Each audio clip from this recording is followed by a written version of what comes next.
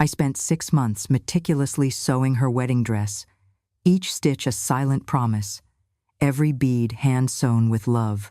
Late nights under the soft glow of my sewing lamp, I poured my heart into creating something perfect for her special day. But then, just when I thought all my sacrifices had been worth it, I heard words that shocked me to my core. How could she say that after everything? What happened in the moments when love met disappointment? If you want to know what really happened, stay with me until the end. But before we dive into this shocking story, let us know where you're watching from in the comments, and if you love gripping, breathtaking stories, don't forget to subscribe. The needle slipped through silk like it had been waiting for me all my life. Each stitch landed with a quiet precision, the kind that only decades of practice could teach. 6 months ago, when Claire announced her engagement, I promised myself I would make her wedding gown. Not just any gown, but the kind of dress that would wrap her in love from the inside out. It wasn't an impulsive decision. I'd sewn my own wedding dress 40 years earlier, back when my hands were steady and my dreams were still wide open. Over the years, I'd made dozens of formal dresses for other people. Neighbors, cousins, the occasional friend of a friend who couldn't afford boutique prices.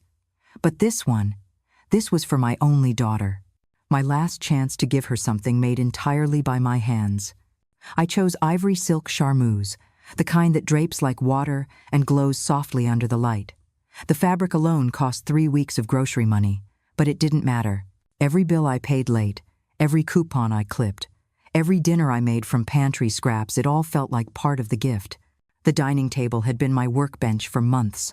By now, it was buried under fabric lengths, paper patterns, spools of silk thread, and a small tin of seed pearls that glimmered like moonlight caught in a jar.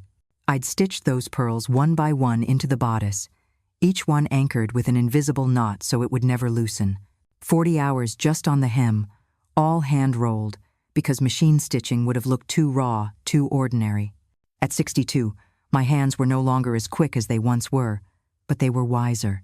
They knew how to coax fabric into shapes it didn't want to take, how to ease a curve into a princess seam so it lay perfectly flat, how to hide strength in the places no one ever saw.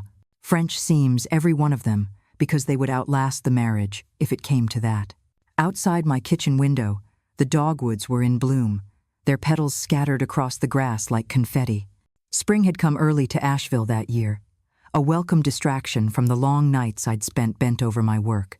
Sometimes, in those quiet hours, I talked to the dress as if it could hear me. I told it about the day Claire was born, about the time she broke her wrist falling off her bike, about how she used to crawl into my bed during thunderstorms. I told it that it would carry my love into her new life. By the time the last stitch was finished, the gown lay across my dining table like captured moonlight. I stood back, taking in the sweep of the train, the way the silk caught the light in soft ripples, the delicate spiral of pearls across the bodice. My eyes stung, and not just from the lamplight. I wrapped the dress in acid-free tissue paper, just as my mother had taught me to do with precious things. Sliding it into the garment bag felt like tucking a child in for the night. I caught my reflection in the hallway mirror, thinner than I remembered, lines deeper around my mouth, hair silvered in streaks. But my eyes held a quiet satisfaction. This was good work. More than that, it was love you could touch. In the corner of the room, a photograph of Claire on her high school graduation day sat in a silver frame. She was 18 then, beaming under her mortarboard, hugging me like she never wanted to let go. I looked at that photo now and wondered if she'd still see me the same way when she saw this dress. Tomorrow, I'd take it to the Biltmore Hotel, where Claire was getting ready with her bridal party. But tonight, I lingered in the kitchen, sipping strong tea, running my fingers over the smooth line of a seam as if memorizing it. 6 months of evenings after grading papers. 6 months of saving every penny. 6 months of dreaming about the moment my daughter would slip into silk and lace made by her mother's hands. I couldn't know that by this time tomorrow, this dress and I would be walking out of that hotel together, still bound by love but carrying something entirely different. The first spark of a life I hadn't dared to imagine for myself. The morning of the wedding dawned with a softness that felt almost deliberate, as if the Blue Ridge Mountains themselves had decided to put on their gentlest light for my Claire. I had been up since before sunrise, the kind of early that comes with habit, not alarm clocks. My first cup of coffee cooled on the counter while I stood at the dining table, smoothing my hand over the garment bag one last time.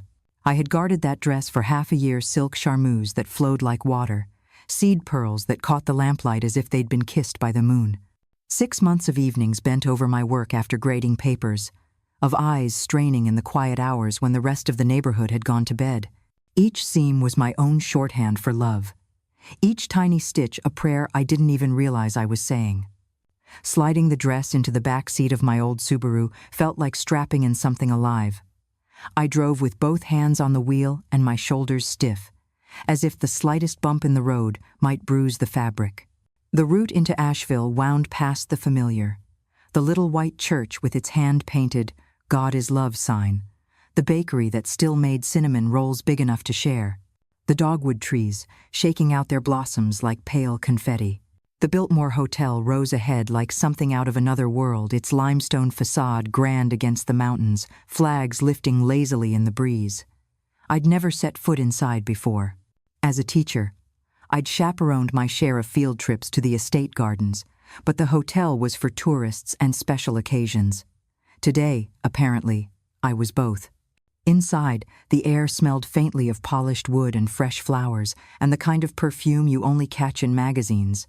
A young man in a neat jacket asked if I'd like help with my bag, but I clutched it closer. "It's a wedding dress," I told him, my voice more protective than polite. He smiled and stepped aside. The elevator ride up to the bridal suite felt longer than it should have. I told myself it was nerves, the ordinary kind a mother feels before seeing her child in a wedding gown. But deep down, I knew it was something heavier, the kind of weight you can't put down until you've walked through the thing you're dreading. When I stepped into the suite, the room hummed with expensive busyness.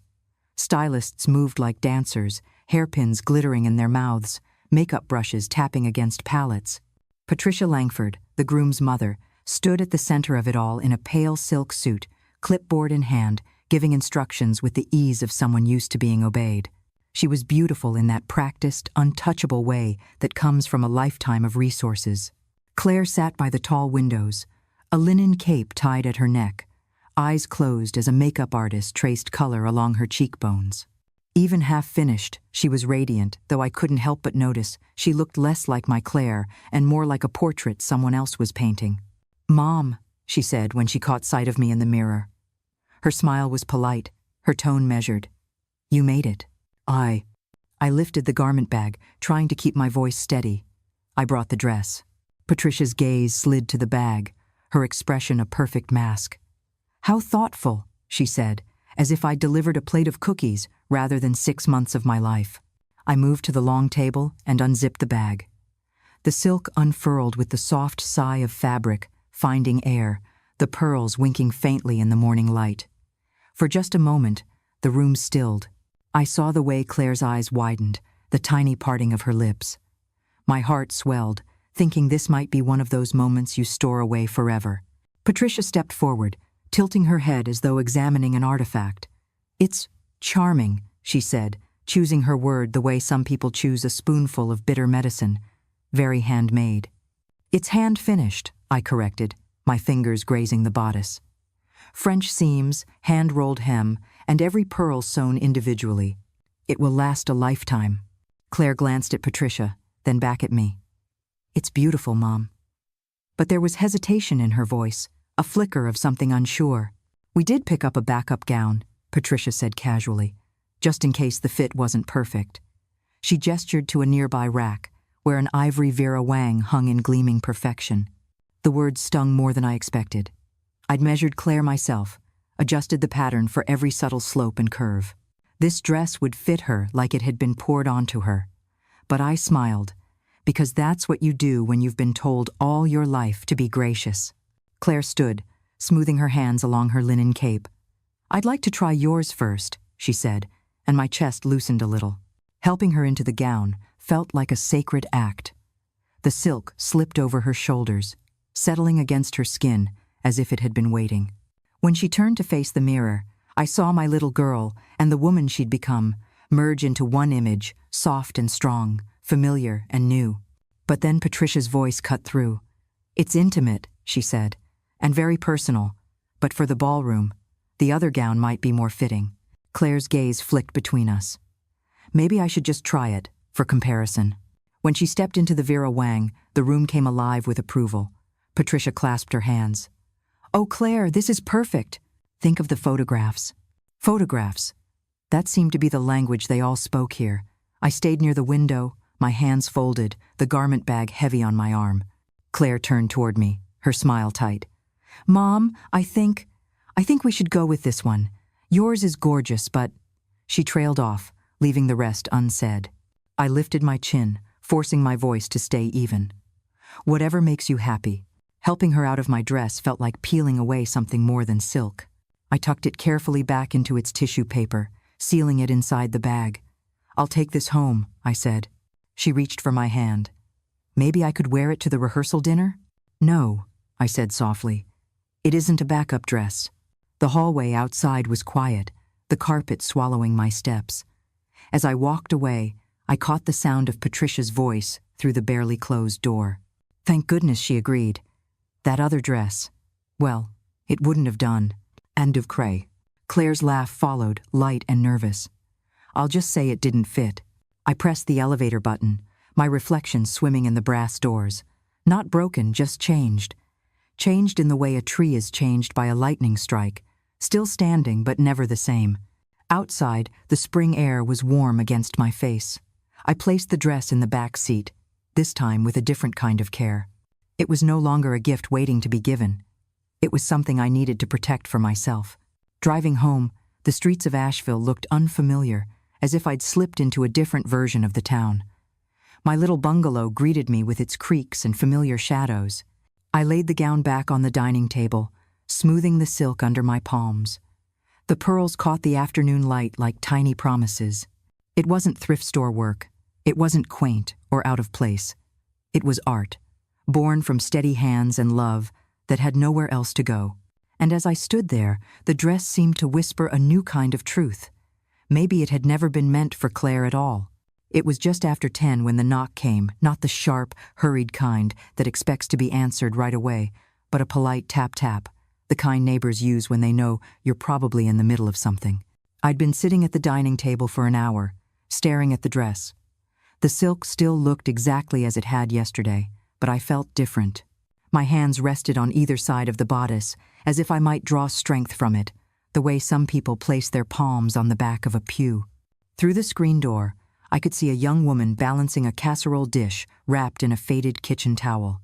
Her dark curls escaped from a messy bun, and there was a smudge of paint on her forearm, the same shade of teal as the shutters on the old post office downtown. "Maggie?" she called, leaning toward the door. "It's Sophie Daniels." End of teen. I recognized the name right away. Sophie had been a friend of Claire's during graduate school, though I hadn't seen her in years.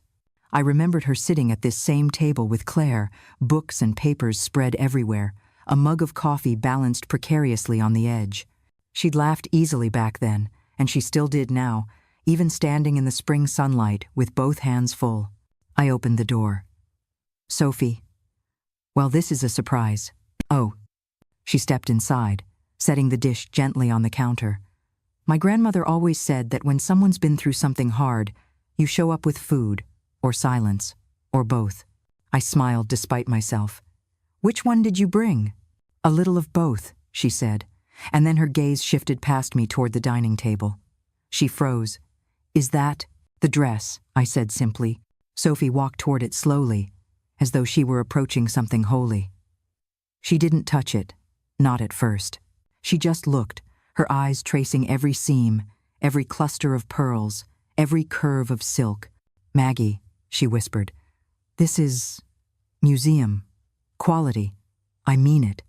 I took fashion design classes for a year before my dad got sick and I had to come back home. I've never seen handwork like this up close. Not like this." I laughed softly, shaking my head. "It's just a dress, Sophie."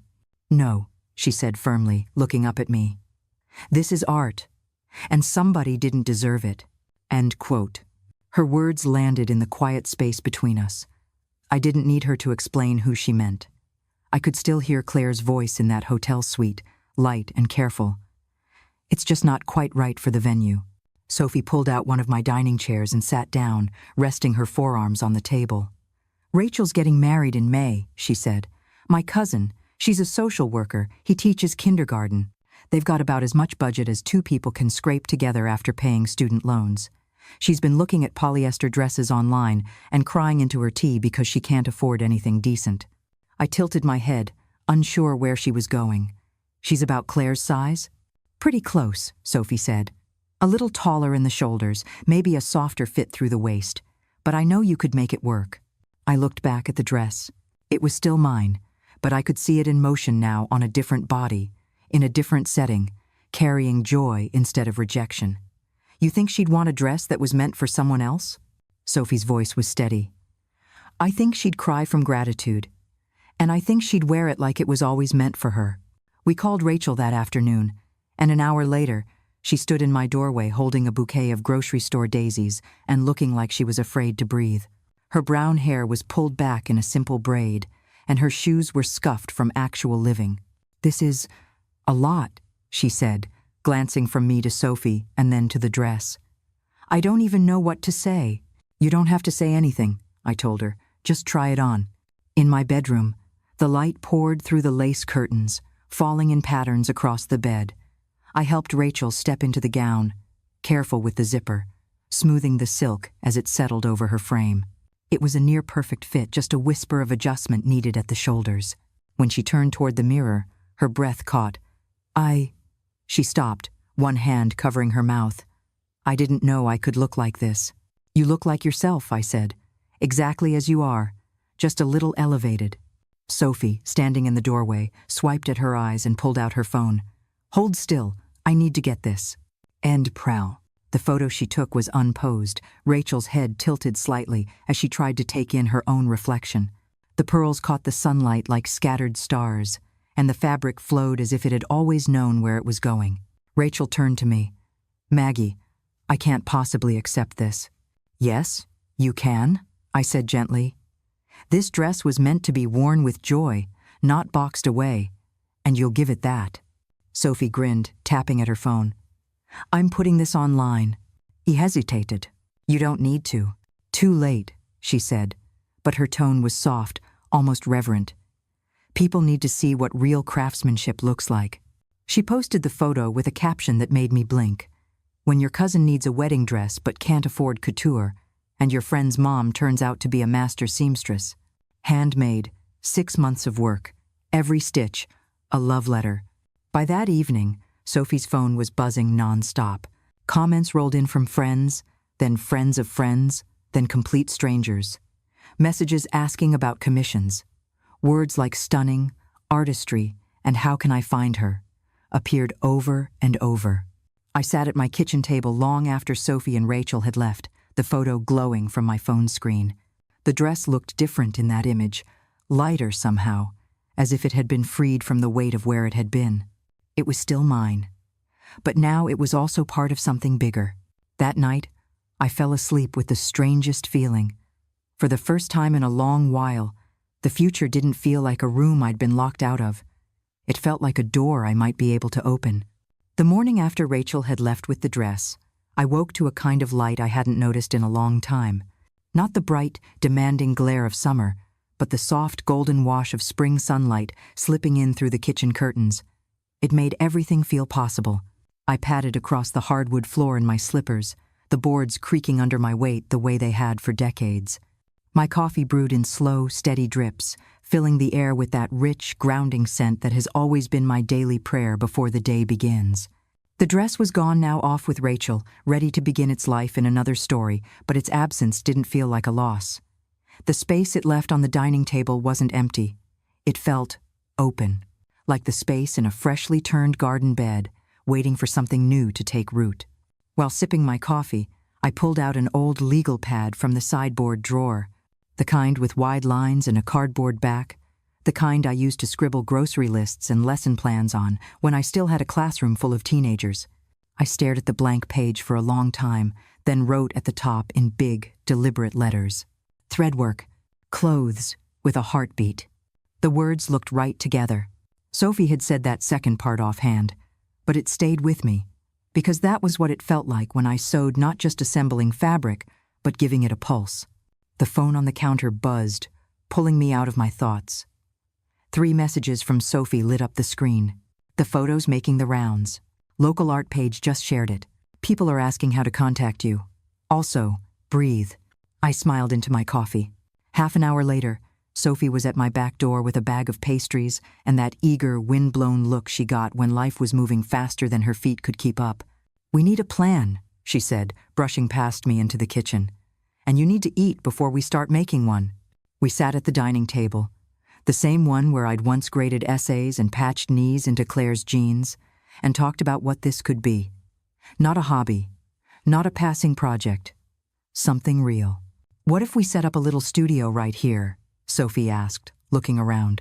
The thought made my chest tighten, not from fear exactly, but from the suddenness of imagining a space where people would come to be seen and measured and fitted.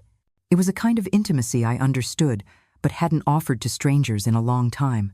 "All right," I said finally, "but it's got to feel like home, not a shop, no harsh lighting, no mirrors that make people pick themselves apart." We began rearranging. The dining table moved under the north-facing window so the light would fall gently on fabric. The dress form I'd kept in the corner for years, covered in a muslin shell, was placed beside a tall vintage mirror Sophie had found at a thrift store. I dug out my old cutting mat and laid it across the buffet. "Now it looks like a place where something happens," Sophie said, stepping back to admire our work. By late morning, the first knock came. Dolores, a nurse in her 60s who lived 2 streets over, stood in the doorway. She held herself like she was used to shrinking a little in public, as if to take up less space.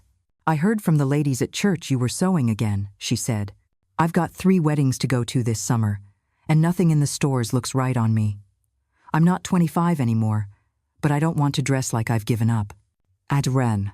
We invited her in, sat her down with a cup of tea, and began measuring not just numbers on a tape, but listening. She told us how she liked sleeves that moved with her when she worked in the kitchen, skirts that didn't cling when she walked. "Forest green," I suggested, holding a swatch of crepe against her cheek. "With a neckline that says you belong in every room you walk into." Her eyes softened. "I think I'd feel beautiful in that," she said, almost as if she was afraid to say it too loud. After Dolores left, Sophie and I looked at each other and grinned. "That," she said, "is what this is about." In the days that followed, more women came. A mother and daughter from Black Mountain, planning a backyard wedding. A retired teacher who wanted a dress for her 50th anniversary party. A young bride whose grandmother's wedding gown was falling apart at the seams, but whose lace could be reborn. We weren't just making clothes, we were translating lives into fabric. Sophie set up an email account, built a simple website, and insisted we needed photographs that showed the work properly. She brought over her friend Luke, a local photographer with a kind face and a quiet way about him. He moved through the room like he was in a chapel, photographing my hands as they set a purl, the curve of a seam as it lay perfectly flat, Sophie laughing with a measuring tape around her neck. He captured the way the afternoon light wrapped around the space, turning bolts of fabric into something luminous. When he was done, Luke showed me one photo of the dress on Rachel, the pearls catching sunlight, her shoulders relaxed, her smile unforced. "This," he said, "is what people will remember." End. I thought about Claire then, and the hotel suite, and the way the dress had been dismissed so easily. For the first time, the memory didn't sting quite as sharply. That evening, Sophie and I sat on the front steps with bowls of ice cream, watching the fireflies appear. My phone buzzed with messages from women asking about appointments. One note stood out from a local morning show producer who had seen Rachel's photo and wanted to do a segment on threadwork. "They want us to come on next week," I told Sophie. She laughed, eyes bright. "Then I guess we'd better make sure the hem on your good dress is perfect." And for the first time in a long while, I didn't feel like I was trying to prove myself to anyone. I felt ready. The day of the television segment began the way the best sewing days do, with steam. Not the kind that rolls from summer sidewalks after a storm, but the gentler kind, curling from the spout of the kettle and the sole plate of the iron. I set the iron to linen and smoothed my good navy dress on the board. The fabric sighed under the heat, the way silk does when it's ready to be shaped. I had chosen this dress for its honesty, no frills, no tricks, just a clean A-line that let me move. It was the same dress I wore to parent-teacher nights, back when I wanted parents to know I was steady, practical, and not easily rattled. That was the energy I needed today. Sophie arrived right on time, balancing a paper bag of cinnamon pastries and a cardboard tray of coffee. Her green skirt swayed around her knees, paired with a white blouse whose collar she'd drafted herself. "Eat first," she ordered, handing me a warm pastry. "You can't go on television with low blood sugar. That's how people faint and get turned into memes." I smiled and broke the pastry in half. "My blood sugar will appreciate this." We sat at the table with our coffee and went over the small index card of talking points. Who we are, what we do, why it matters, threadwork, clothes with a heartbeat, slowness as a virtue, fit as dignity. I practiced the sentence I wanted to carry in my pocket like a charm. We don't fix bodies to fit clothes. We build clothes to honor bodies. Luke met us at the station, carrying his camera bag and wearing the same easy grin he wore when photographing Rachel. "Relax," he said. "Television runs on nerves and caffeine. You'll be fine." The studio was colder than a church in January. Bright lights hung overhead, humming softly. A producer in a headset led us to a corner set up like a living room. She clipped microphones to our collars and told us to pretend we were just talking to a friend. The host, Camila, greeted us with warm hands and an even warmer smile. She introduced us on camera, held up the photo of Rachel in the gown, and turned to me. "Maggie, tell us how this all began." "I taught high school literature for 37 years. I began, my voice steadier than I expected. I sewed in the margins of life-hemming skirts, making Halloween costumes, sometimes dresses for neighbors. When my daughter got engaged, I spent 6 months making her gown. She chose another dress. After the wedding, a young friend brought her cousin to my kitchen. When she put on that gown, something clicked back into place. Sophie and I started threadwork the next day. Camila leaned in. "What does threadwork mean?" "It means clothes that carry the heartbeat of the person inside them," I said. "We work slowly. We listen. We price honestly for time and skill. We use good materials because women's lives deserve to be held by quality. We don't chase trends. We make heirlooms." "How?" Sophie added. "We design for real bodies, every scar, every curve, every story. If a sleeve digs or a waistline punishes you for breathing, the garment is wrong, not you." The segment was short but rich. We left the station with smiles, a handful of new business cards from curious crew members, and a buzzing phone. Messages poured in, some from people wanting fittings, some from people simply grateful to see this kind of craftsmanship. A few offered unsolicited advice about lowering prices to compete, which I ignored. Back at the studio, my dining room, we set to work. Our first post-show client was Catherine, a lawyer who worked in oncology. She had survived a mastectomy and wanted a suit that wouldn't make war with her body. We built it in conversation. A soft roll lapel, a hidden pocket for a lightweight prosthesis, and a skirt that honored her shape without scolding it. We chose a peacock blue that lit up her eyes. Next came Etta, a grandmother preparing for her granddaughter's wisteria garden wedding. She didn't want to look like a doily or be miserable in the summer heat. We designed a slate blue crepe dress with 3/4 sleeves and a boat neck, comfortable, elegant, and hers. Between clients, Sophie updated our website with Luke's photos. She sketched a logo, a hand-drawn serif, threadwork, with a tiny needle in the H. It looked like something that could live on a shop window one day. We also did the unglamorous work, calling City Hall for license forms, opening a small business account with a crisp $100 bill, printing flyers on heavy paper. The flyer had our name, philosophy, 3 photographs, and appointments by email or phone with our Asheville address. 2 days later, we took those flyers to the farmer's market. The evening air was thick with the smell of bread and wildflowers. We set up at the community table between a beekeeper and a shawl weaver. People stopped, curious. A man asked if we could alter his late father's jacket for his son's graduation. A teenager touched our beadwork and said, "My grandma sewed like this," her voice catching. And then Claire appeared. Her pale blue dress caught the last light of day. She stood 3 feet away before stepping forward. "I saw the segment," she said. "You were poised." "Thank you," I said evenly. She touched a flyer. "You're really doing this." "We are," Sophie said. "I made the wrong choice about the dress," Claire said, almost too softly to hear.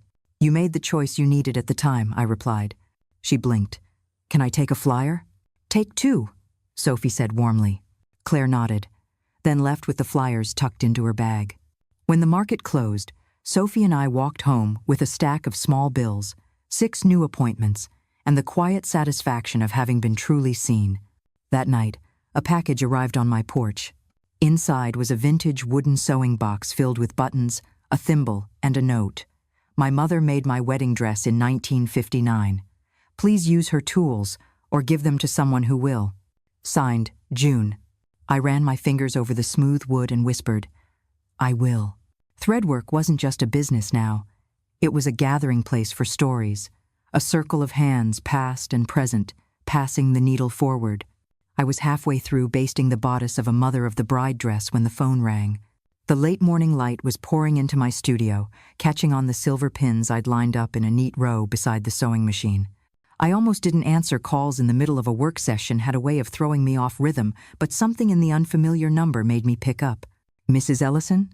This is Betty Reynolds from Channel 7 News," a bright, professional voice said. "I saw a photograph of a wedding dress you made, and I'd love to do a feature story on you for our segment about local artisans." For a moment, the words didn't quite register. "I'm sorry, what?" "The photograph has been making the rounds on social media," she explained. "It's of a young woman named Ella Carter, in a stunning ivory gown. The post mentioned you spent 6 months sewing it by hand. The detail work is extraordinary." I felt my hands go still on the fabric. "You've seen the dress?" "I saw it in person yesterday.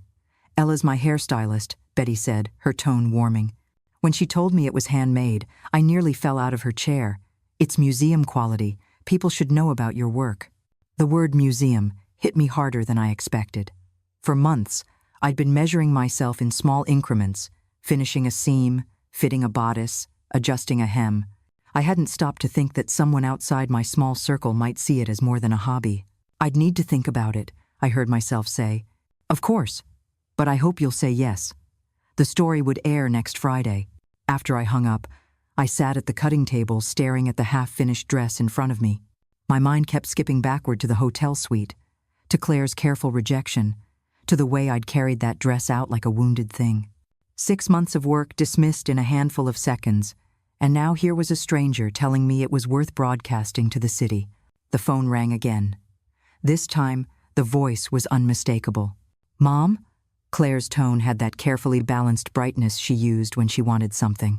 "I heard about the interview, and all the attention you're getting for sewing. I think it's wonderful." There was a pause long enough for me to realize she was building up to something. "I was thinking maybe we could meet for lunch. I have some ideas about how you could expand this little business." Little business. My fingers curled into the fabric without meaning to. "I'm quite busy these days, Claire." "I know. That's why I thought we could discuss ways to make it more efficient. Maybe use less expensive materials?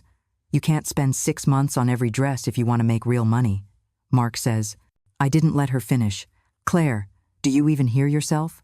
You're talking about turning the very thing people admire into something faster and cheaper." "I'm trying to help." "Oh?"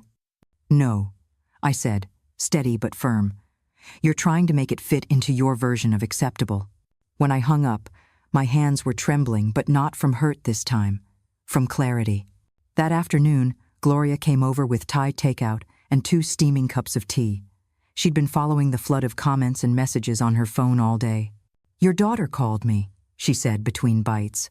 "Wanted to know if I understood the financial realities of custom work. I told her you've made more per hour this month than I make in 3 at the restaurant.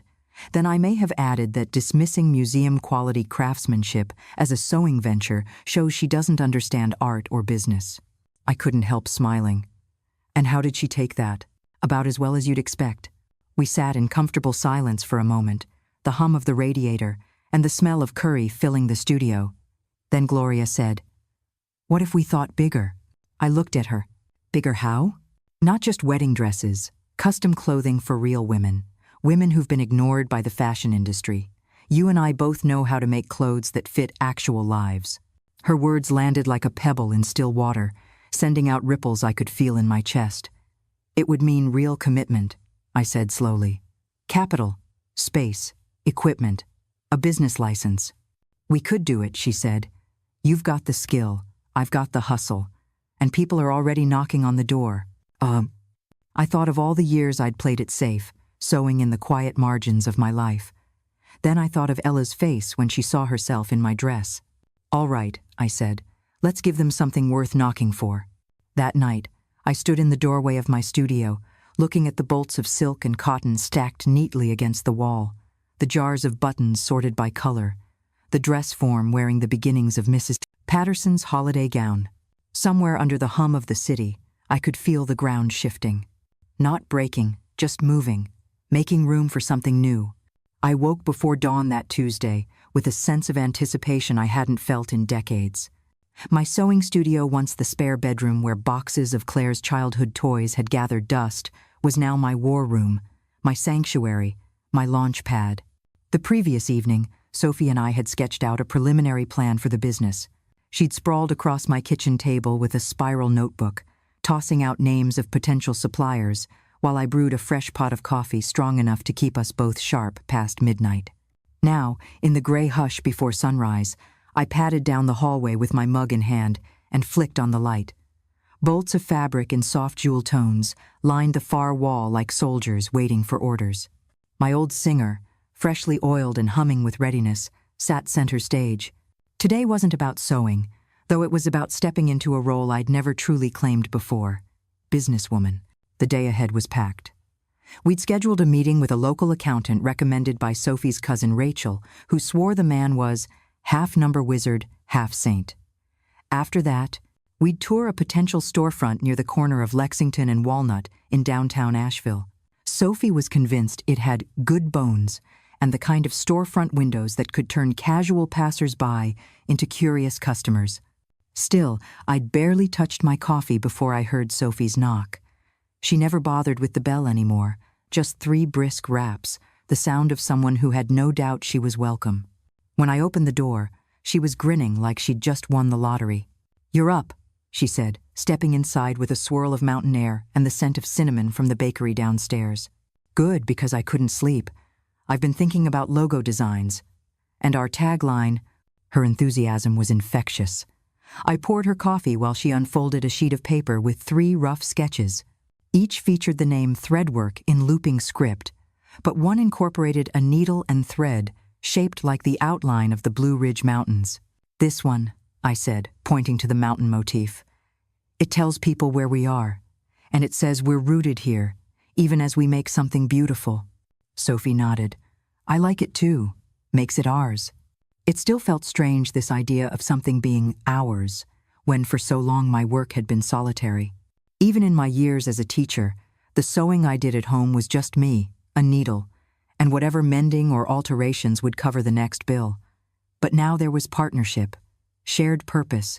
At the accountant's office later that morning, reality settled in. I'd always considered myself practical with money, but running a business was a different animal. We went over startup costs, tax responsibilities, and the delicate balance of pricing for value without scaring off potential clients. "Your labor is the most undervalued part of this equation," the accountant, Mr. Hughes, said, peering over his glasses. "People will always underestimate the hours it takes for handwork, but if you don't charge for it, you're telling them it's worth nothing." That sentence hit me square in the chest. How many times had I done exactly that, discounted my own work because I thought the love behind it should make it cheaper? By the time we left, Sophie and I had a clearer picture of what we needed: a modest loan, a strict budget, and the courage to stand by our prices. We walked the few blocks to Lexington Street, under a pale blue sky, the air carrying hints of the spring thaw. The building Sophie wanted me to see was a narrow brick structure with tall front windows and a recessed doorway framed in weathered wood. The for-lease sign was crooked, but the moment we stepped inside, I understood her excitement. The space was flooded with natural light from the windows. The original hardwood floors, though scuffed, had a warmth that matched the exposed brick along one wall. It smelled faintly of sawdust and something floral, perhaps, a leftover from the previous tenant. You could put the fitting area back here, Sophie said, striding toward a partially enclosed corner. Display finished gowns along this wall, and the workstations could be under the windows for maximum light. Hi. I turned slowly in place, imagining the hum of sewing machines, the murmur of women talking as they tried on garments made just for them, the shimmer of silk catching the morning sun. How much? I asked the realtor, a cheerful woman in a red scarf. $1,800 a month, she replied. But the owner's open to negotiation, especially if you sign a multi-year lease. I'd expected more. Sophie shot me a look that said she'd expected more too, but in the best possible way. We asked for a day to think it over, and the realtor agreed. Over lunch at a cafe down the street, we went over the numbers again. Sophie leaned in, lowering her voice even though no one was close enough to overhear. I think we can make this work. But Maggie, are you ready for this? Really ready? Because once we sign, it's not just your sewing room anymore. It's a business, with deadlines and clients and days when you'll want to throw the whole thing in the river. End one. I set down my fork and looked at her. I've already survived harder things. I raised a daughter alone. I kept a roof over our heads when the odds weren't in our favor. This is building something. I can do building. Her grin was answer enough. That afternoon, back in my kitchen, I pulled out an old wooden box I hadn't opened in years. Inside were photographs from my early sewing days, me at 20, wearing the first gown I ever made for myself. A snapshot of a booth I once had at the Asheville Spring Arts Fair. My table crowded with dresses and smiling customers. I'd given that up when Claire was 10, trading fares for steady income at the school. But now, looking at those photos, I felt a tug deep inside. Maybe this business wasn't just about the future, it was also a way of reclaiming something I'd set aside for too long. I spent the evening sketching layouts for the shop, measuring my dining table and imagining where it would fit in the new space. Sophie called after dinner to tell me Rachel had confirmed her wedding date for August and wanted her gown made by us, not just by me, but by the threadwork team. I laughed at the idea of us as a team, but I liked the sound of it. Before bed, I stood by the window with a cup of chamomile tea, watching the lights of Asheville twinkle against the dark slope of the mountains. Somewhere down there, in one of those buildings, was the space that might soon be ours. The thought was equal parts thrilling and terrifying. I set my mug in the sink, feeling the quiet hum of possibility in my chest. Tomorrow we'd make an offer on the shop. And maybe, just maybe, I was about to stitch together, not just dresses, but a whole new life. I woke before sunrise, my mind already stitching possibilities together, like a quilt coming alive under my fingers. For the first time in years, I didn't linger in bed listening to the creaks of the old house or the faint hum of the refrigerator in the kitchen. I wanted to be moving, making, doing. The air was cool, with that gentle mountain dampness that settles over Asheville in the spring. Outside, the Blue Ridge peaks were just silhouettes against the paling sky, but the day was already whispering promises. I made coffee the way my mother used to, strong enough to stand a spoon upright, then carried the mug into my sewing room. Ella's dress still hung on the dress form in the corner, even though her wedding was long past. I'd been reluctant to take it down, almost as though it were a talisman. It wasn't just silk and pearls, it was proof. Proof that my hands, my eyes, my patience still mattered in a world where fast and cheap seemed to win most battles.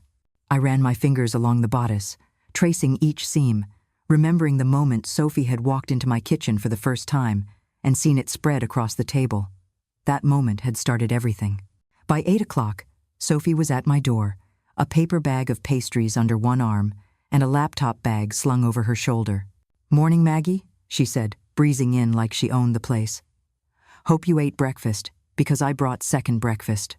We sat at the table, the smell of cinnamon and butter mingling with fresh coffee. Sophie's hair was still damp from the shower, and she was practically buzzing with energy. "I called the realtor first thing," she said, between bites of a sticky bun. "The owner of the storefront is willing to meet us at 10. If we like it, we can put in an offer today." I felt a flicker of nerves. "Sophie, this is a big step. It's not like rearranging my dining room to make space for a sewing table." "I know," she said, "but big steps are the ones that get you somewhere new." By the time we reached downtown, Asheville was shaking off the morning. Shopkeepers were unlocking doors, pulling up metal grates. The smell of baking bread drifted from the corner cafe. A man in a bowler hat played guitar outside the bookstore, his case open for tips. The storefront was on a quiet side street, but with good foot traffic, exactly the kind of place where curious passers-by might pause to look in the windows. The building was brick, with tall, arched windows that had been painted a muted cream. Inside, sunlight pooled across wide plank floors. Dust motes floated lazily in the air, and the space smelled faintly of cedar, as if it remembered its past lives. "This was a tailor's shop once," the realtor said, gesturing toward the back. "You can still see the old fitting rooms." I stepped into one of them, running my hand along the worn wood frame. I could almost hear the echoes of fabric rustling, pins clicking against the floor. Sophie came to stand beside me. "It's like it's been waiting for you," she said softly. We walked through the rest of the space. 2 small rooms in back, perfect for storage, and an office, and a narrow staircase leading to an empty apartment upstairs. "You could live here," Sophie said, her eyes bright. "Work downstairs, sleep upstairs. No commute, no wasted time." That thought lodged itself in my mind like a pin in fabric. My house was comfortable, familiar, but it also held ghosts. Toby's chair still sat in the corner. His books still lined the shelves. I'd never had the heart to change much after he died. Maybe it was time. We signed the papers that afternoon. The next weeks were a blur of cleaning, painting, and hauling bolts of fabric. Sophie knew people, painters, carpenters, a guy who could refinish floors for half the usual price if you paid in cash and fed him lunch. The space began to change under our hands. We kept the old fitting rooms, adding new curtains in a soft, smoky blue. I brought in my sewing machines, my dress forms, and the antique oak cutting table I'd inherited from my grandmother. Sophie convinced me to display some of my older pieces in the front windows, jackets, skirts, and, of course, a photograph of Ella in her wedding dress. One afternoon, while we were arranging the display, Sophie stopped to look at the photo. "That dress," she said, "is your best business card. People see it, they'll know exactly who you are." I hesitated. "Do you think people will remember the story behind it?" Sophie gave me a steady look. "Some will, and some will see it and only think, 'That's beautiful.' Either way, it's good for us." We settled on a name, Threadwork, painted in elegant script across the front windows. Beneath it, in smaller letters, "Custom clothing for real women's bodies." It was Sophie's phrase, but it felt like my heartbeat in words. Opening day came sooner than I expected. The morning was bright and cool, the air smelling faintly of rain from the night before. We put fresh flowers in the windows, set out a plate of shortbread cookies, and opened the door. The first customer was a woman in her 70s with perfectly coiffed silver hair and a cane with a carved handle. She introduced herself as Mrs. Walker, said she'd read about me in the paper and wanted a dress for her granddaughter's graduation. "I don't want anything that makes me look like I'm pretending to be 30, she said with a wry smile, "but I also don't want to look like I'm on my way to the retirement home." I sketched while she talked soft lines, a gentle drape, a color that would bring out the warmth in her skin. She left smiling, her measurements written neatly in my notebook. By the end of the day, we had 3 confirmed orders and a handful of inquiries. Sophie closed the door at 5, leaned against it, and grinned. "We're really doing this, Maggie." That night, after Sophie left, I stayed in the shop, the hum of the sewing machine my only company. The apartment upstairs was still empty, but I'd already decided I'd move in. Around 9, I heard footsteps outside. Through the window, I saw Claire. She stood there in her beige trench coat, hands deep in her pockets, looking at the display. Her gaze lingered on Ella's photograph. I froze, my hands hovering over the fabric. For a moment, I thought she might come in, but after a long minute, she turned and walked away. I didn't follow her. Instead, I turned back to my work, stitching the bodice of Mrs. Walker's dress. Each seam was steady, deliberate, the kind of work that outlasts moods and moments. By the end of the month, Threadwork had a rhythm. Sophie managed scheduling and social media, her phone practically glued to her hand. I sewed from morning until evening, taking breaks to meet with clients. The Asheville community embraced us in a way I hadn't dared hope. Local artisans stopped by with coffee and advice. The bakery down the street sent over day-old pastries for fuel. A young photographer named Daniel offered to take professional shots of our work in exchange for a custom vest. One afternoon, Sophie came in waving her phone. "You'll never believe this," she said. "The Blue Ridge Artisans Fair wants us to have a booth this summer." I blinked. The same fair I used to visit when Claire was little? The very same. They want a live sewing demonstration and a small display of finished pieces. They're calling you the Couture of the Carolinas. I laughed, shaking my head. "That's ridiculous." Sophie just grinned. "Get used to it." That night, I stayed late again, working on a silk blouse for a client. The shop was quiet, except for the steady rhythm of the needle. I thought about the fair, how, years ago, I'd walked those same aisles with a toddler Claire in tow, pointing out quilts and hand-carved furniture, thinking maybe one day I'd have a booth of my own. It had taken me decades, but here I was. I poured another cup of coffee, threaded my machine, and kept going. The work felt endless, but in the best possible way, like a road I'd finally chosen for myself. And for the first time in a long while, I didn't care who was or wasn't walking beside me. The night of the Winter Arts Gala arrived with the kind of cold that bit right through a wool coat. Asheville was glowing strings of white lights wrapped around lampposts, shop windows dressed in greens and reds, and a pale moon shining down on the brick sidewalks, slick from afternoon rain. I stood outside the restored train station where the gala was being held, smoothing the front of my deep blue gown. I had sewn it myself, of course, every seam and bead reminding me that I now dressed for my own life rather than to blend into someone else's. Inside, the room smelled of pine garlands and good champagne. The old station's vaulted ceiling had been strung with twinkling lights, casting a golden glow over the crowd. Gloria was already there, talking animatedly to a photographer from the Asheville Times. She caught my eye and waved me over. "You look like you stepped straight out of a vintage Vogue cover," she whispered, taking my elbow. "Perfect timing. Betty Reynolds from Channel 7 wants to get a photo of us together." End of.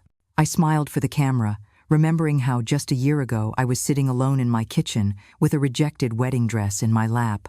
Now, the same skill that had been dismissed as rustic was on display to an audience that appreciated it.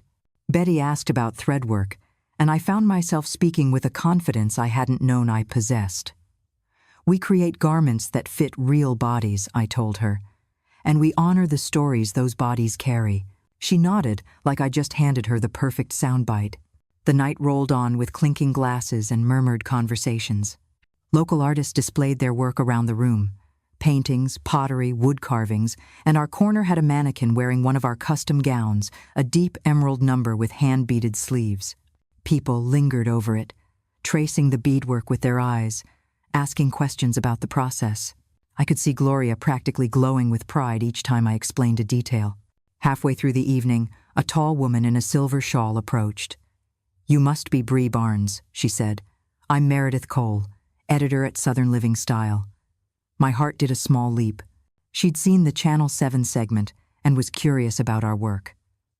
"I think our readers would adore a feature on you," she said. "The craftsmanship, the late-life career change. It's a compelling story, and—" I gave her my card with steady hands, but inside I was trembling. A magazine spread would mean a reach far beyond Asheville. Later, over dessert, Gloria leaned toward me. "Don't look now, but the Netflix producer is here." I turned to see a man in a dark suit talking with the gala's organizer. He caught my glance and smiled. A moment later, he was at our table. "Miss Barnes," he said, "I'm Thomas Rivera. I'm producing a documentary series on American artisans. We'd like to feature thread work." "How?" The words felt surreal. He explained that they were telling stories of people who had turned passion into livelihood, particularly those whose work reflected tradition and personal history. "We'd want to film in your studio, follow the creation of a garment from start to finish," he said. I thought of my sewing room above the shop, of the bolts of fabric waiting like unopened promises. "We'd be honored," I said simply, though my pulse was thundering in my ears. After he left, Gloria grabbed my hand. "Do you realize what this means? National exposure. This could change everything." The gala wound down near midnight. I drove home through the quiet streets, my thoughts buzzing louder than the car's engine. As I parked, my phone buzzed.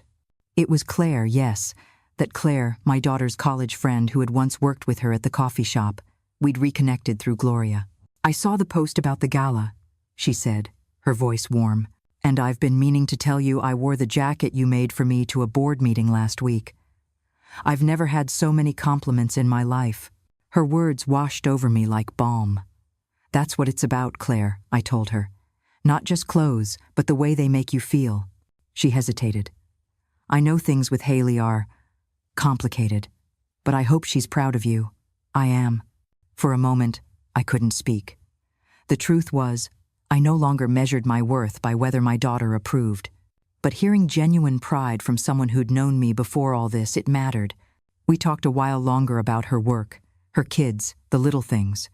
After we hung up, I sat in the stillness of my apartment, the city's distant hum filtering through the window. The night felt like a turning point.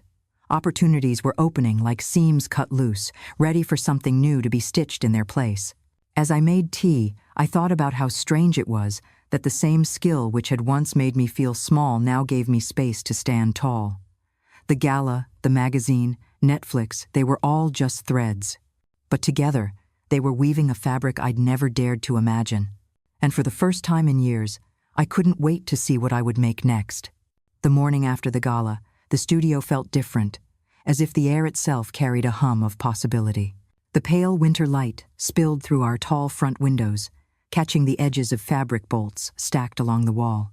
Normally, Mondays were slow, the kind of days when I'd put on a pot of tea and work quietly while Gloria handled emails.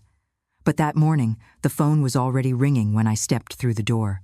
Gloria looked up from her laptop, her hair pulled into a loose braid, her eyes sparkling with barely restrained excitement. "You might want to sit down," she said. "That bad?" I asked, setting my tote bag on the counter. "That good," she corrected, swiveling her screen toward me. The email inbox was a sea of bold subject lines. Commission inquiry, custom gown request, bridal urgent, Netflix feature. My pulse quickened. I poured myself coffee while she started reading off numbers. 17 new inquiries since last night. 4 of them are from out of state. One's from Boston. She saw the photo of you and Claire in the Pacific Northwest living preview. Oh, and there's an email from a stylist who works with a Netflix wardrobe department. She wants to talk possibilities. I let the words sink in, the steam from my coffee fogging my glasses. Less than 24 hours ago, I'd been shaking hands with magazine editors and hearing polite compliments over champagne. Now, it seemed those polite conversations had grown legs and started running. Gloria tapped the screen again. "And this one's from a boutique in Seattle. They want to carry a limited collection under the Threadwork name. Consignment, of course, but still." I laughed softly, shaking my head. "This is more than I imagined. It's also more than we can handle at our current pace," she reminded me, though her tone wasn't discouraging. "We need to talk capacity." That was the other side of this new world. Every opportunity came with its shadow of logistics. Fabric orders, seamstress availability, fitting schedules. I'd built my business on the principle that each piece would be made with my hands, or at least under my direct supervision. The thought of scaling up too fast made my stomach flutter in a less than pleasant way. We went over the calendar together, blocking out deadlines in red ink. Somewhere, between a mother of the bride fitting and a custom anniversary dress for a 75-year-old repeat client, we realized something obvious. We were fully booked for 6 months, even without accepting any of the new offers. Gloria looked at me, serious now. "We either raise prices, hire more seamstresses, or start turning people away." "Turning people away isn't an option," I said quickly. My mind drifted back to the women who'd written me heartfelt emails about how they'd felt invisible in every store they entered. I couldn't stomach sending them back to the racks of synthetic blends and poorly cut gowns. "Then we hire," she said simply. It should have been that easy, but my years in teaching had taught me that not every skilled hand works well in a team. We needed people who not only had the craftsmanship, but also respected the philosophy behind what we were doing, clothing as a celebration, not just a product. Before we could dive deeper into recruitment strategies, the studio door chimed. A tall woman stepped in, wrapped in a wool coat the color of dark honey, her hair tucked under a knitted beret. She looked around, her eyes landing on the silver gown displayed on the dress form near the window. "Are you Bree Barnes?" she asked, stepping forward with an extended hand. "I'm Camille Warren, wardrobe supervisor for a new Netflix period drama. I saw the magazine preview last night, and well, I had to see your work in person before our production meeting this afternoon." I exchanged a quick glance with Gloria. "Period drama?" I repeated. Camille nodded, her eyes still on the gown. "Set in the 1952nd, we're sourcing authentic custom pieces for a few key characters. Your beadwork and seams? This is exactly what I've been looking for." Her words stirred something deep in my chest, the thrill of knowing my work might tell stories on screen, stories that would outlive the moment. But before I could say yes, my mind ran through the practicalities. Production deadlines, fabric sourcing, the sheer volume of garments a series could require. We sat at the consultation table, flipping through her reference photos. She wanted 6 pieces, each with the level of detail I normally reserved for bridal gowns. Shooting would begin in 8 weeks. I almost said no. Gloria jumped in. "We'll need to review your timeline and see how we can integrate this into our current commitments. But it's not impossible." She glanced at me, her eyes steady. "Not if we get help." By the time Camille left, we'd tentatively agreed to 1 gown as a trial. I walked her to the door, my fingers tingling from the handshake. Opportunity was a curious thing it could feel, like both a gift and a dare. The rest of the morning blurred into fittings and fabric orders. At lunch, Gloria brought in sandwiches and spread out the week's to-do list. "We need to start interviews tomorrow. I've already posted on the local artisans forum. And I think we should reach out to the 2 women from the old textile factory you remember, the ones who came to our open house last spring." I nodded, grateful for her efficiency. But even as we planned, a flicker of doubt stayed with me. More hands meant more voices, more interpretations of the threadwork vision. Could we grow without losing the soul of what we'd built? That afternoon, I had a fitting with Mrs. Abernathy for her holiday gown. As I adjusted the hem, she studied me in the mirror. "You look tired, dear. Big things happening?" I smiled. "You could say that." "Well," she said, smoothing the velvet over her hips. "Don't let success change your kindness. It's rare, and it's why women like me come here instead of the department store." Her words settled on me like a shawl, warm, grounding. Whatever else changed, that was the part I couldn't lose. By evening, the studio was quiet again. The city outside glowed with early holiday lights, the air crisp enough to carry the scent of pine. I sat at my sewing machine, finishing a line of hand stitches on a bodice. Gloria was in the back, closing up. My phone buzzed with a message from Claire. "The Netflix team is going to love you. Call me after your meeting with Camille tomorrow." I stared at the screen, realizing how far I'd come from that woman in a hotel hallway, clutching a rejected dress. When I finally turned off the lights, I paused at the window. The silver gown in the display seemed to shimmer in the streetlight, almost as if it knew its future had just expanded beyond the studio walls. The morning Camille returned with the Netflix team, I woke early, nerves humming. From my apartment above the shop, I could see our name backward in the glass. Threadwork, a reminder that the work starts on the inside. Gloria arrived with biscuits and a battle plan. By 10, Camille came in with Jonah, the producer, and Kira, the sound tech. They walked through the shop, touching fabrics, asking about my process. Jonah listened closely as I explained why fittings should never be filmed without a client's consent.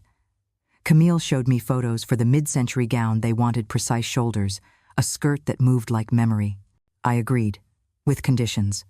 Muslin fittings on the body and 1 quiet day a week. They nodded. After they left, we prepared for interviews. Pearl arrived first, steady hands. Decades in a textile factory, quick to choose a French seam from my samples. "I won't sell a woman regret," she said. I hired her on the spot. Then came June. Small and slow but precise, bringing her mother's sewing box. She blind-hemmed wool so neatly I wanted to frame it. "Afternoons, 3 days a week," I offered. She smiled like someone who'd been waiting for permission to rest. At 3, Lila May arrived carrying a box. Inside lay her mother's 952 wedding dress lace, browned with age, satin skirt softened by time. At 72, she was marrying her high school dance partner. She wanted a jacket that honored the lace and a skirt that moves like I've learned to move. I promised tea, length crepe, sleeves that kissed her wrist, and room to dance. Before leaving, she clasped my hands. "Thank you for seeing me as I am." "Thank you for telling me who that is," I said. When the door closed, the room felt full of fellowship hall weddings and paper bells. I folded the dress away, writing her name on the box like a library keepsake. Then the phone rang. Gloria handed it to me with a knowing look. "Mom?" Claire's voice gentle. "I saw the Netflix news. Congratulations." "Thank you," I said, bracing. "I'm helping with a library fundraiser," she said. "Vintage night. If you have scraps, or maybe, it could teach me to sew a straight line. I'd like to learn." And read. I stood there, the hum of the shop around me, realizing some stitches take years before the thread is pulled through. The Netflix crew returned for the first full day of filming. The lights made every pearl gleam, every thread on the cutting table feel like it carried its own story. Jonah asked me to walk them through a dress from sketch to final stitch. I chose Lila May's. Her lace jacket lay over muslin, basted in place like fragile memories. As I worked, the questions came. Why hand finish the seams? "Because shortcuts show," I said, "and the woman wearing this deserves the long way." Clients drifted in through the day. Mrs. Abernathy stopped by to show us photos of her grandson's wedding. She was radiant in forest green. Kira, the sound tech, whispered, "I hope someone makes me a dress like that when I'm her age." I smiled. "Find someone who believes you deserve it, then call me." By afternoon, Gloria ushered in a new bride to be Samantha. Late 20s, art teacher, expecting her first child. She wanted something she could wear to her wedding and again for anniversaries. We talked silhouettes that could adapt, fabrics that softened with time. She looked relieved, almost tearful. I was afraid I'd have to choose between beautiful and practical. "You don't," I said, "not here." When she left, Pearl leaned over and murmured, "You're building more than dresses." Maybe she was right. The last appointment was Claire. She stood in the doorway, hesitant, but carrying a small paper bag. "Fabric scraps," she said, "from your sewing room in the old house. I thought you'd want them." I invited her to sit at the side table where June was basting hems. We started with threading the needle. Her fingers fumbled, but she kept trying. "I used to think this was just your thing," she said quietly. "Now I see how much it means to the people who wear what you make." "It means something to me too," I told her. For a moment, her eyes softened. We didn't talk about the dress, or the wedding, or the months between us. We just stitched side by side, each small seam, its own act of patience. When the day ended, Gloria locked the door and leaned against the counter. "You know," she said, "Netflix will cut this into something neat and inspiring. But they can't show this the way the air feels when someone realizes they're seen." And depart. I looked around at the empty shop, the fabric draped on forms, the quiet hum of the machines cooling. Maybe she was right. The real story wasn't the cameras, or even the gowns.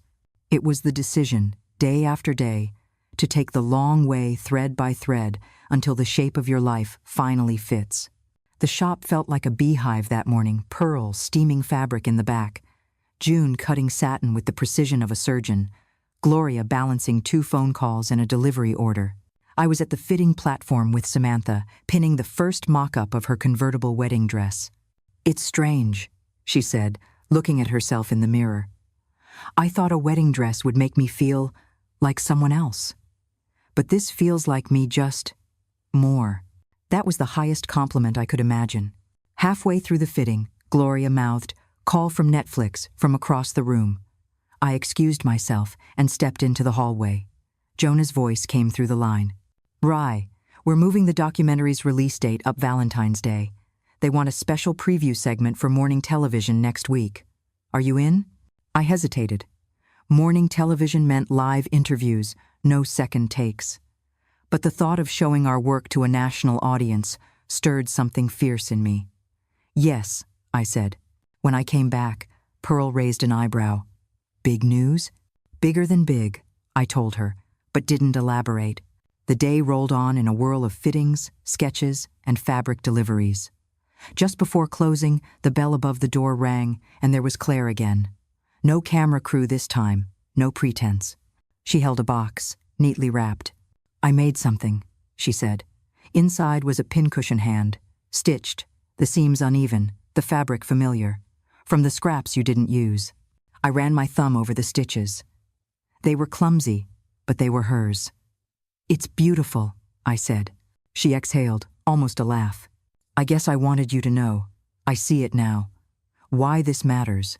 Why you matter." There was no grand reconciliation. No sudden fixing of what had been frayed between us. But in that moment, standing in the quiet shop with the last light fading, I felt something shift like a seam eased open, ready for a better fit. After she left, Gloria found me still holding the pincushion. "Looks like you've got a fan," she said. "Maybe," I replied. "Or maybe she's learning how to sew her side of the story." End quote. That night, I stayed late, basting beadwork for Mrs. Abernathy's anniversary dress. Outside, the city lights blurred in the rain, and I realized this was the work I'd been meant to do, not just making gowns, but weaving small acts of respect into every seam. Tomorrow, we'd start preparing for the live segment. But tonight, I stitched slowly, letting the rhythm remind me, the strongest threads aren't always visible. The morning of the live segment dawned gray and wet, Portland's way of keeping you humble. Gloria and I arrived at the station before sunrise, carrying 2 gowns and a garment bag full of samples. The studio smelled faintly of coffee and nerves. A producer with a headset met us at the door. "You're on in 20. We'll do a quick mic check, then you'll be seated with the host. Gowns go on the mannequins here." End quote. While Gloria adjusted the display, I smoothed the skirt of Ella's dress, the one that had started all of this. It shimmered under the studio lights, as if it knew it was about to be seen by thousands. The host, a warm-eyed woman named Dana, shook my hand. "Your story's been my favorite segment all week. Real craftsmanship, real women. That's what people connect to." 5 minutes later, the red light blinked on. Dana introduced Threadwork, the boutique redefining how women see themselves, and suddenly the cameras were on me. I talked about late-life reinvention, about how a rejected gown found its perfect bride, and about the way every stitch carries a story. Dana asked, "What do you hope viewers take from this?" "That it's never too late," I said, my voice steady. "Not too late to dream, to change, or to create something beautiful. And that your worth isn't measured by who approves of you, it's measured by the love and skill you put into what you do." The segment ended with a close-up of Ella's gown and Mrs. Abernathy's forest green dress side by side, a quiet statement that beauty comes in all ages and shapes. Backstage, my phone buzzed non-stop. Orders, messages from strangers, and one text from Claire. "Saw the segment. You were amazing. No qualifiers, no but. Just the words." Back at the shop, clients streamed in all afternoon. Some wanted to place orders. Others just wanted to see the dress. An older woman named Margaret clasped my hands and said, "You've given me the courage to wear red to my 50th anniversary party." My daughters say it's too bold, but I think it's just right. That evening, Gloria tallied the day's new commissions more than we'd ever taken in one day. "We might need a bigger space sooner than planned," she said, grinning. I looked around our small but bright shop, the racks of in-progress gowns, the hum of the sewing machine still echoing. "Let's see where this thread takes us," I replied. Outside, the rain had stopped, and the street shimmered under the lamplight. Tomorrow would bring more fittings, more fabric, more stories. But tonight, the world felt wide open, stitched together by possibility. Ella's wedding day arrived crisp and bright, the kind of rare Oregon winter morning where the sky feels scrubbed clean. Gloria and I delivered the gown ourselves, carrying it like sacred cargo. Ella met us at the small church hall, her hair curled loosely, her face glowing even before makeup. When she stepped into the dress, the room seemed to hold its breath. The silk flowed like water, the pearls catching light in quiet flashes. She turned to the mirror, eyes wide. "I still can't believe this is mine," she whispered. "It's yours," I said. "It always was, just waiting for the right bride." The ceremony was intimate family, close friends, and laughter that rang against the wooden rafters. As Ella walked down the aisle, heads turned not just to admire the gown, but to witness the joy radiating from her. For me, it was a quiet vindication. The dress had found the love it was made for. After the reception, while Gloria danced with Ella's cousins, I stepped outside into the cool evening. The church bells had stopped, but the sound of celebration still drifted through the open doors. I thought of the year behind me, the rejection, the first Instagram post, the orders, the interviews, the shop, the life I'd stitched together from the scraps of an old one. My phone buzzed. A single text from Claire. "I saw the photos. You made something unforgettable. I'm proud of you, Mom." For the first time, I didn't feel the need to respond right away. I let the words settle, appreciated them, and kept my eyes on the present moment. Later, back at the shop, Gloria and I placed Ella's wedding photo in the center of our gallery wall. Around it hung the images of every woman we'd dressed, smiling, confident, unafraid to take up space. "This is just the beginning," Gloria said, locking the front door. "I know," I replied. As we turned off the lights, I let my hand rest on the sewing table for a moment, feeling the grain of the wood beneath my fingers. Every dress, every story, every risk had led here to a place where I was no longer defined by someone else's approval. Outside, the city glowed. Somewhere, another woman was dreaming of a dress that would make her feel seen, and I was ready to make it. Because the truth I had learned, stitch by stitch, was this: it's never too late to begin again. And sometimes, the most beautiful creations are born from the threads of what was left behind. What did you feel while listening to this story all the way through? If it touched your heart, leave the number 1 inch the comments. If you didn't feel connected to it, feel free to write 0. Every piece of feedback means a lot to me, because it's thanks to you that I can keep going. It's from your responses that I draw the energy to tell the next chapter. A new story is coming, even deeper, even more moving. And I truly hope you'll be there to listen with me.